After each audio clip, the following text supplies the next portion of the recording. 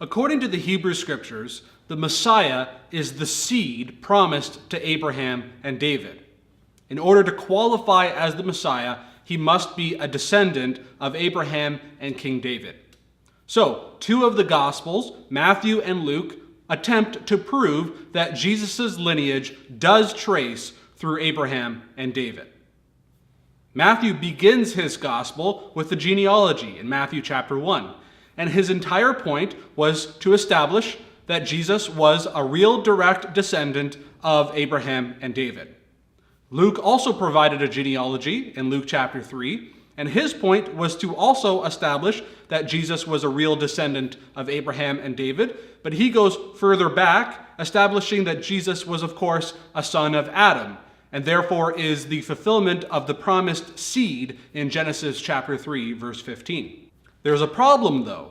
Both genealogies claim to trace Jesus' lineage through Joseph, but the genealogies don't match. Matthew traces Jesus' lineage through David's son Solomon, and Luke traces Jesus' lineage through David's son Nathan. Now, it is popular to assume that one of the genealogies is Mary's, but neither Matthew nor Luke indicates such.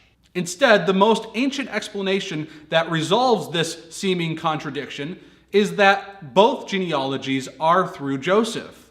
One is a biological descent, and the other is a legal descent. Now, I want to give credit where it's due. I heard this explanation through a Bible teaching by FFOZ's Daniel Lancaster, but you can check it out for yourself in the historical records in the writings of Eusebius. According to Eusebius, in the late 2nd century, a man named Sextus Julius Africanus met some Jewish believers who lived in Jerusalem, and these Jewish believers claimed to have been the family of Jesus. These descendants of Jesus' brothers and sisters called themselves the Desposini, which is a Greek word that means those belonging to a lord. They claimed that the records of the genealogies of the house of David were destroyed by Herod, but they had private records and they had memories of their lineage through David. They explained that the lines of Solomon and Nathan became intermingled through a Levirate marriage. And what is a Levirate marriage?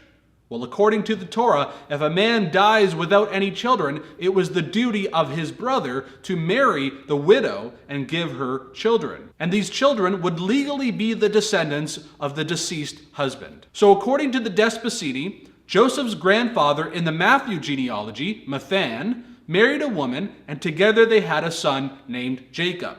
Matthan, however, died, and his wife remarried, marrying a man named Matthan, whom we find is Joseph's grandfather in the Luke genealogy. Together, they had a son named Eli, giving Jacob a half-brother. So Jacob and Eli were half-brothers through their mother, and they were both descendants of the house of David.